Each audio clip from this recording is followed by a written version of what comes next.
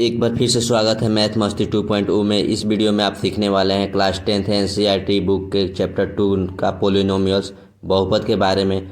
बहुपद का शून्यक निकालना और उसे सत्यापित करना। चलिए एक क्वेश्चन लेते हैं और उसको सॉल्व करते हैं, कैसे सॉल्व किया जाएगा। ठीक है ना। एक क्वेश्चन है 4x² - 4x + 1। तो इसको सॉल्व करने के लिए हम लोग क्या करते हैं कि 4x² को और 1 को आपस में मल्टीप्लाई कर लेते हैं। ठीक है। तो आता है 4x² + 1 मल्टीप्लाई करेंगे तो आएगा 4x²।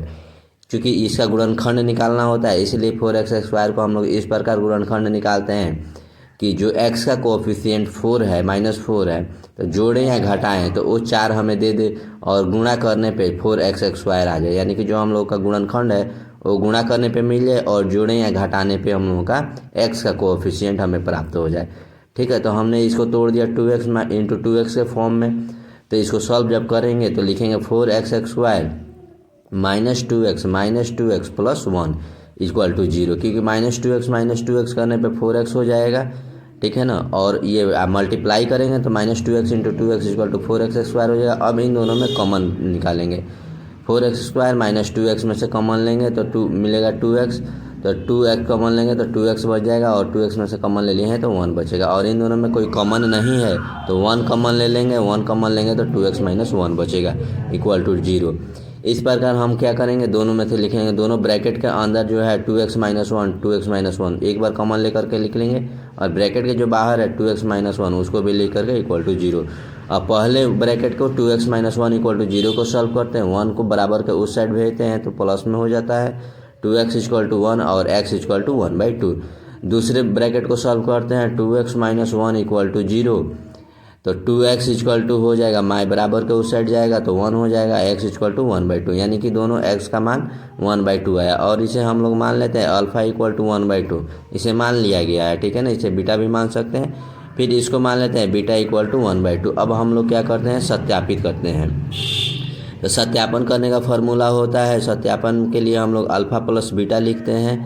अल्फ़ा प्लस बीटा का मान जो होता है, अल्फ़ा और प्लस बीटा का मान होता है -b/a। अब a b c ये कहाँ से पता करेंगे, तो ये क्वेश्चन से पता करते हैं। जो x² का कोफिशिएंट होता है यानी कि गुणांक होता है x² का, वो a का मान होता है। तो x² का गुणांक क्या है, 4 है यहाँ पे, तो 4 लिख लेंगे। ठीक है ना।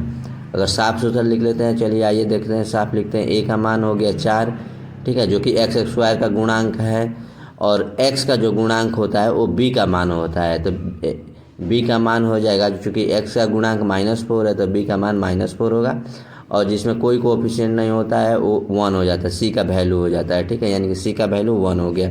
अब इसमें हम लोग मान रखते हैं -b का मान कितना हम लोग निकाले हैं, तो -4 है, माइनस लेकर के ब्रैकेट के अंदर -4 लिख लेंगे, चूँकि माइनस में है, और a का मान क्या है, 4 है, तो 4 लिख लेंगे।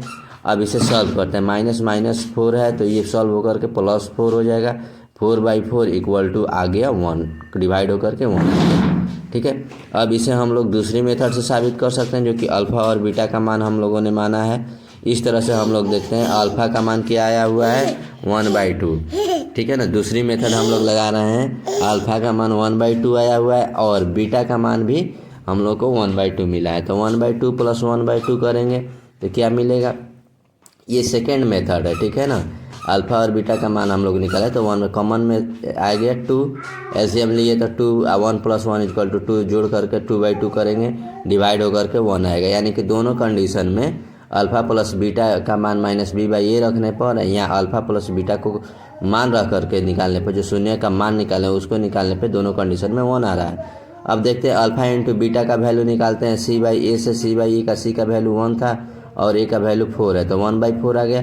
अब दूसरी मेथड से, ठीक है ना, दूसरी मेथड से अब हम लोग इसको सॉल्व करते हैं। अल्फ़ा का मान 1/2 रखते हैं, ये चूँकि सेकेंड मेथड है। ठीक है ना। सेकेंड मेथड के माध्यम से हम लोग रखते हैं, ऊपर भी हम लोगों ने देखा सेकेंड मेथड निकाल करके जो अल्फ़ा का वैल्यू माना गया था हम लोगों ने जब शून्य को निकाला था, तो उस तरह से। तो अभी भी यहाँ पे अल्फ़ा × बीटा निकालते हैं 1/2 और 1/2, बीटा का भी वैल्यू 1/2 है तो 1/4 है। दोनों मेथड में हम लोग देख रहे हैं c/a करके या फिर जो शून्य का निकाला गया उसको करके, दोनों कंडीशन में सेम आंसर आ रहा है। अगर ये वीडियो आपको इन्फॉर्मेटिव लग रही है तो लाइक करें, शेयर करें, सब्सक्राइब करें। मिलते हैं अगले वीडियो में।